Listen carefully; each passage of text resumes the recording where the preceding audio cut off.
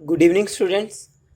आज हम लोग अपना थर्ड चैप्टर स्टार्ट करते हैं जिसका नाम है the age of revolutions 1830 to 1848। ठीक है, आपको पढ़ने में नहीं आऊँगा तो प्रॉपर मैं बता रहा हूँ आपको। इट्स 1830 टू 1848, मतलब यूरोप में 1830 से लेकर 1848 तक क्या क्या रिवॉल्यूशन या क्या क्या चीज़ें हुई हमें वो देखना है। ठीक है, तो अभी तक हमने जितना पढ़ा, अगर आप लोग को वो प्रॉपर रिवाइज्ड हो तभी हम आगे प्रोसीड कर सकते हैं, या फिर अब तभी आप आगे प्रॉपर समझ सकते हो। ठीक है, तो आप पहले क्या करिएगा, जितने वीडियोस हो चुके हैं ऑलरेडी उसे देखिएगा। अगर याद नहीं आता है तो उसे फिर से एक बार देखो, it will be a revision. उसके बाद आप लोग ये थर्ड चैप्टर स्टार्ट करिएगा। ठीक है, तो अब हमने आपको पता है कि दो आइडियाज़ पूरे यूरोप में बहुत ज़्यादा फेमस हो रहे थे, और वो दोनों आइडियाज़ कौन कौन से थे। पहला तो था देशभक्ति, दैट इज़ द नेशनलिज्म, और सेकंड चीज़ जो थी वो थी लिबरलिज्म, मतलब फ्रीडम। तो ये दो आइडियाज़ बहुत ज़्यादा फेमस थे उस समय। अब इस आइडिया को, या ये जो रिवॉल्यूशंस जितने भी हुए, वो रिवॉल्यूशंस को कौन था जो प्रमोट कर रहा था, कौन था जो उन रिवॉल्यूशंस को आगे लेके जा रहा था। वो लोग थे the middle class, the educated middle class. समझा आप लोगों को? तो आप याद क्या रखेंगे कि एज ऑफ रिवॉल्यूशन जो हम पढ़ रहे हैं, ये बात हो रही है 1830 से लेकर 1848 तक। उस समय दो आइडियाज बहुत ज्यादा फेमस थे। तो हम चलो उस पॉइंट को लिख लेते हैं पहले।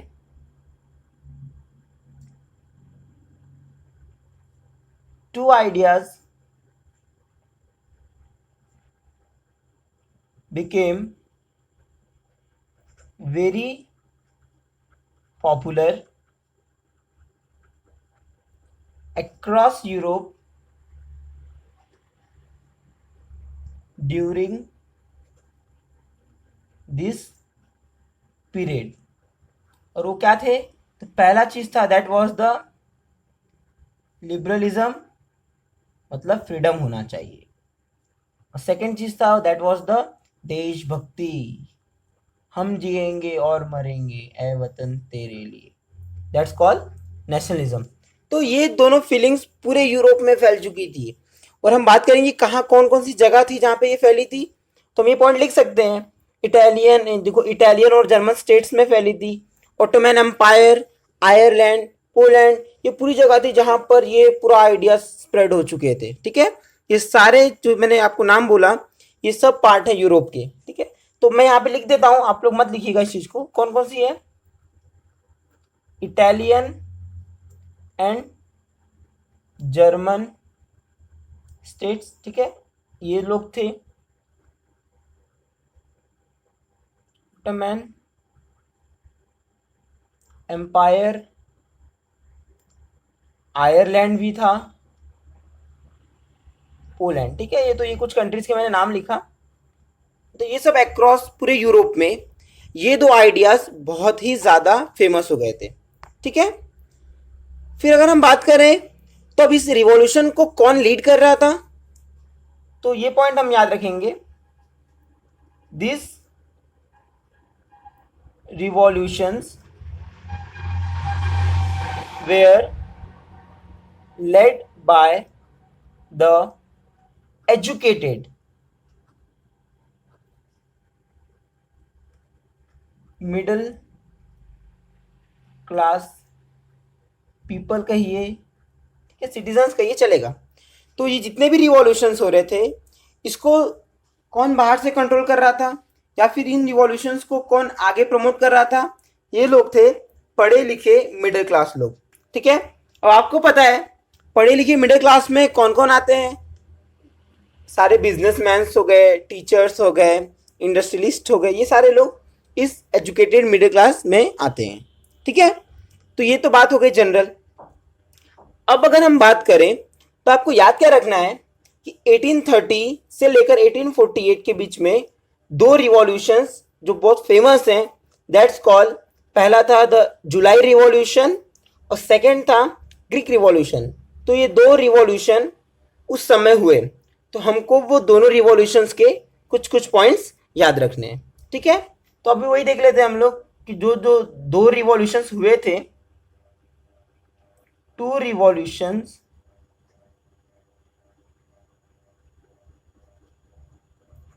टुक प्लेस, ठीक है। तो उस समय क्या हुआ, दो रिवॉल्यूशन टेक प्लेस किए थे। सबसे पहला रिवॉल्यूशन था, that was the July revolution, ठीक है। भी कीड़ा भी पढ़ने के लिए आया था, देखिए जुलाई जुलाई रिवॉल्यूशन। तो हम देखते हैं जुलाई रिवॉल्यूशन के बारे में।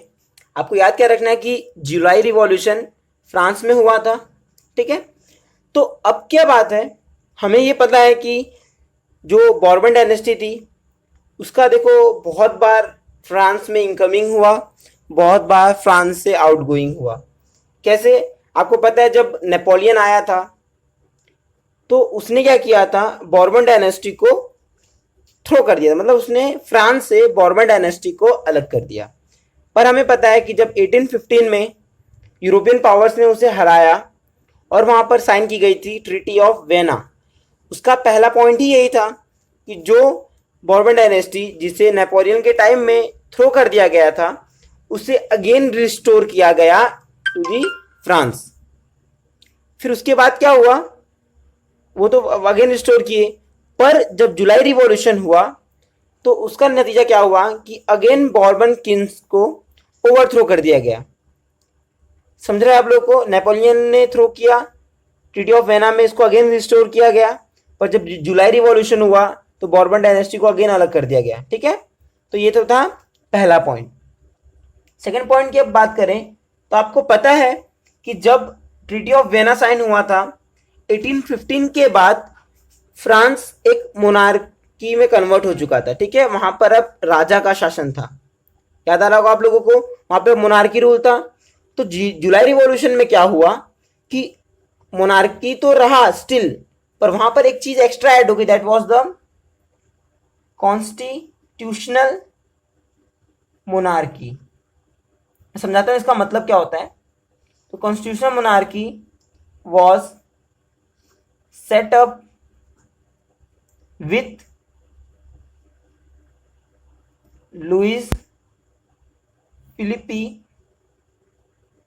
एट इट्स हेड, या फिर एज इट हेड लिख सकते हैं, ठीक है। तो हुआ क्या था कि आपको पता है फ्रांस में 1815 के बाद मोनार्की रूल तो स्टिल था वहां पे प्रेजेंट, पर जुलाई रिवॉल्यूशन के कारण क्या हुआ, अब वो जो मोनार्की रूल थी वो बन गया कॉन्स्टिट्यूशनल मोनार्की। इसका मतलब क्या है कि अब राजा तो ही रूल करेगा, अभी भी रूल राजा के हाथ में ही है, पर वो अब अपनी मनमानी नहीं कर सकता। समझ रहे हैं, अगर मैं बात करूं मनमानी की तो समझिए, अगर रूल बना हुआ है कि पानठेले चाय की टपरी 6 बजे तक ही चलेंगे, तो चाहे राजा का कितना भी मन करे वो शाम में जाकर पानठेला खुलवा नहीं सकता 6 बजे के बाद। तो वो क्या था, कॉन्स्टिट्यूशन उस समय भी लिखा गया, तो उस कॉन्स्टिट्यूशन में जो भी चीज़ें होगी राजा को भी वो चीज़ माननी पड़ेगी। और जितने भी रूल्स रेगुलेशन फ्रांस में हैं वो रूल्स रेगुलेशन सबके लिए हैं। तो मोनार्की मतलब जो राजा जो भी डिसीजन लेगा वो डिसीजन होगा on the basis of constitutional, ठीक है। तो इसीलिए उसको बोला गया है कॉन्स्टिट्यूशनल मोनार्की, मतलब राजा जिसे कॉन्स्टिट्यूशन फॉलो करना पड़ेगा। और उसका हेड किसको बनाया गया, लुइस फिलिपी, ठीक है। कॉन्स्टिट्यूशनल मोनार्की सेटअप की गई और जिसमें के हेड थे लुइस फिलिपी। तीसरा पॉइंट जो आप याद रखोगे वो ये है, Belgium breaking away from the United Kingdom of the Netherland. मतलब क्या हुआ, बेल्जियम पहले उसका पार्ट था नीदरलैंड का, पर जुलाई रिवॉल्यूशन में क्या हुआ, वो नीदरलैंड से सेपरेट हो गया, ठीक है। तो टोटल 3 चीजें आपको याद रखनी है। सबसे पहला क्या है, बॉर्बन किंग्स को अगेन थ्रो कर दिया गया, फिर फ्रांस में कॉन्स्टिट्यूशनल मोनार्की सेटअप की गई जिसके हेड थे लुइस फिलिपी, ठीक है। और उसके बाद क्या है, जो बेल्जियम था वो अलग हो गया, किससे, यूनाइटेड किंगडम्स ऑफ नीदरलैंड। अब आप लोग सेल्फ से पढ़ोगे तभी मजा आएगा, ठीक है। और एक बात मैं बताऊं, तो भले आपको मजा आ रहा हो या नहीं आ रहा हो, पर जब मैं पढ़ाता हूँ मेरे यहाँ के जो इंसेक्ट्स हैं उनको बहुत ज़्यादा मज़ा आता है, पढ़ाते पढ़ाते वो भी पढ़ने आ जाते हैं, ठीक है। तो मैंने आपको क्या बताया था कि उस समय दो फेमस रिवॉल्यूशंस हुए थे। The first one was the July revolution and the second one was the Greek revolution, ठीक है। अब ये रिवॉल्यूशन क्यों हुए, क्योंकि लोगों के मन में दो आइडियाज आ गए थे। पहला आइडिया था लिबरलिज्म, नेशनलिज्म बहुत ही ज़्यादा फेमस हो चुके थे, और इसको फेमस करने वाले, पॉपुलर करने वाले, लोगों के दिमाग घुमाने वाले लोग कौन थे, द मिडिल क्लास पीपल, जो एजुकेटेड मिडिल क्लास पीपल लोग थे, वही लोग ये आइडिया को पूरे यूरोप में स्प्रेड कर रहे थे, ठीक है। जिसके कारण ये रिवॉल्यूशन हुआ, जिसका पहला हमने देख लिया जुलाई रिवॉल्यूशन, ठीक है। अब सेकेंड रिवॉल्यूशन की बात करें तो second revolution is the Greek revolution. तो बात आती है कि ग्रीक रिवॉल्यूशन कहां पर हुआ होगा, तो ये हुआ था ग्रीस, ठीक है। आप लोग जरूर एक बार ना प्रेजेंट यूरोप का मैप जरूर देखिएगा, और ये भी मैप देखिएगा उस समय 1830 से लेकर 1848 तक यूरोप का मैप एग्जैक्ट था कैसा मैप, कौन से कंट्रीज एक साथ चिपके हुए थे, एक्सेट्रा एक्सेट्रा। तो इस पॉइंट पे जरूर गौर करिएगा। तो चलो अब हम देखते हैं कि व्हाट वाज ग्रीक रिवॉल्यूशन। तो अब क्या क्या पॉइंट्स आप लोग ग्रीक रिवॉल्यूशन में याद रखोगे। सबसे पहला पॉइंट आप ये याद रखिएगा, जो ग्रीस था वो पहले ओटोमैन एम्पायर के अंडर में था। मतलब ये पहला पॉइंट है कि Greece was part of Ottoman Empire. मेरे सराउंड आपको एक आवाज आई होगी जम से, अभी कोई क्रांतिकारी आ चुका है, लग रहा है वो तीसरा रिवॉल्यूशन ला देगा, ठीक है। तो हुआ क्या था कि ग्रीस ओटोमैन एम्पायर के कंट्रोल में था। अब ये लोग क्या बोले, आज़ादी सबको मिल रही है, आराम से मिल रही है, तो हम पीछे क्यों रहें, आज़ादी हमें भी चाहिए। तो उनने क्या किया, मस्त नहा धो के तैयार होकर स्ट्रगल चालू कर दिया, काय का, इंडिपेंडेंस का। तो वो स्ट्रगल चालू कब किया, द स्ट्रगल वॉज स्टार्टेड या इट बिगेन फ्रॉम 1821। 1821 में ग्रीस के लोगों ने अपना स्ट्रगल चालू किया फॉर इंडिपेंडेंस, कि हम अब मोटोमैन एम्पायर, ओटोमैन बोलो मोटोमैन बोलो, आजकल बड़ा फेमस है सॉन्ग मोटो, तो ये ओटो है, ओटोमैन एम्पायर से हमको अलग कर दिया जाए, we want freedom, we want freedom. तो सेकेंड पॉइंट ये याद आप लोग याद रखोगे कि जो स्ट्रगल था, स्ट्रगल फॉर इंडिपेंडेंस बिगैन इन 1821। तो जो भी स्ट्रगल था ग्रीस का टू बिकम इंडिपेंडेंट, वो चालू हुआ था 1821 में। अब बात आती है कि जब ये स्ट्रगल हो रहा था तो इन लोगों का सपोर्ट कुछ वेस्टर्न कंट्रीज ने किया, पोएट्स ने किया, आर्टिस्ट ने किया। अब आपको पता है पोएट लोगों का बहुत बड़ा रोल है। वो जब वहां पर क्या करते थे, फोक सॉन्ग क्रिएट कर देते थे, फोक मतलब पोइट्री क्रिएट कर देते थे, जिससे लोग अपने देश के बारे में सोचने लगते थे। सपने में भी देशभक्ति आती थी, खाना खा रहे उसमें भी देशभक्ति, पानी पी रहे उसमें भी देशभक्ति, देशभक्ति देशभक्ति। तो हुआ क्या कि जो ग्रीस लोग जब अपना स्ट्रगल कर रहे थे इंडिपेंडेंस के लिए, विच बिगैन इन 1821, तो दे वेर सपोर्टेड। तो ये हम थर्ड पॉइंट बना देंगे कि दे वेर सपोर्टेड, आप दे वेर लिख दीजिएगा, they were supported by western European countries, ठीक है। उन लोग को वेस्टर्न यूरोपियन कंट्रीज का बम सपोर्ट मिला, पोएट्स का मिला, आर्टिस्ट लोगों का मिला, कलाकार लोगों का मिला, ठीक है। तो उनको सपोर्ट मिलता गया, स्ट्रगल चलते गई, गाड़ी स्ट्रगल की आगे बढ़ते गई। तो फाइनली क्या हुआ, उनकी स्ट्रगल रंग लाई। कौन सा रंग लाई नहीं पता, पर रंग लाई, और उनको फाइनली इंडिपेंडेंट नेशन बना दिया गया इन 1832। स्ट्रगल चालू किया कब, 1821 में, और उनको एक इंडिपेंडेंट नेशन बना दिया गया इन 1832। और वहां पर कुछ साइन किया गया, कोई चीज लिखी गई, जैसे हमने ट्रीटी ऑफ वेना पढ़ा था, तो एक और ट्रीटी आ गई, that is treaty of Constantinople. तो वही है हम लोगों का लास्ट पॉइंट। आप लोग के एग्जाम में भी ये पूछा गया था कि कौन सी ट्रीटी साइन की गई थी in the Greek revolution. The treaty was the treaty of Constantinople, बड़ा खतरनाक वर्ड है, Constantinople of 1832 recognized Greece as an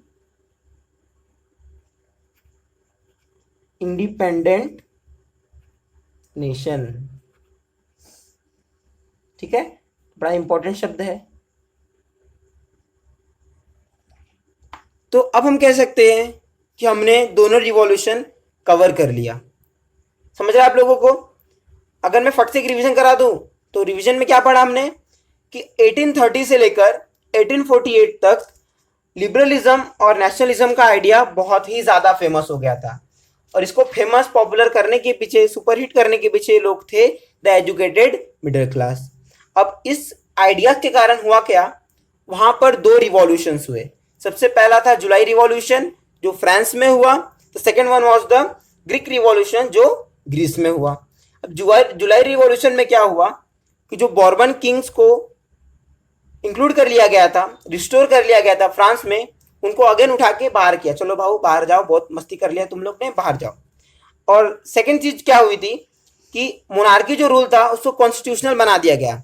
मतलब भैया आप शासन पे तो करिए, पर आपको कॉन्स्टिट्यूशन के हिसाब से चलना पड़ेगा, और उसके हेड बना दिया गया लुइस फिलिपी को। और एक चीज जो हुई जुलाई रिवॉल्यूशन के कारण कि बेल्जियम अलग हो गया from the United Kingdoms of Netherland. ठीक है, तो ये 3 पॉइंट्स आप याद रखिएगा इन द जुलाई रिवॉल्यूशन।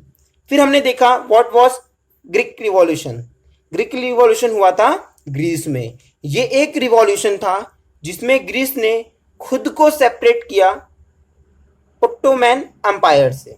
सबसे पहला पॉइंट यही था कि ग्रीस एक ओटोमैन अंपायर का पार्ट था, और उनकी स्ट्रगल इंडिपेंडेंस की चालू हुई थी 1821 में। उनको सपोर्ट किसका मिला, वेस्टर्न यूरोपियन कंट्रीज का सपोर्ट मिला, पोएट्स का मिला, आर्टिस्ट लोगों का मिला। और फिर उसका नतीजा क्या हुआ कि ट्रीटी ऑफ कॉन्स्टेंटिनोपोल साइन हुई 1832, और ग्रीस को एक इंडिपेंडेंट नेशन मान लिया गया। उनकी मेहनत फाइनली रंग लाई। ठीक है, तो ये था एक स्टार्टिंग हम लोगों के थर्ड चैप्टर का, that is the age of revolution. इसमें टोटल आप लोगों को 3 टॉपिक्स पढ़ने हैं। ठीक है, 3 टॉपिक्स हैं। सबसे पहला है the romantic imagination, romantic. Second था hunger, hardship and popular revolt, और लास्ट था the revolution of the liberals. तो हम लोग टोटल 3 डेज और लेंगे, और हर एक टॉपिक को एक एक दिन डिस्कस करेंगे, तो हम लोगों का थर्ड चैप्टर खत्म हो जाएगा। तो आज के लिए इतना काफ़ी है, कल मिलेंगे। अभी के लिए शुभ रात्रि, शब बखैर।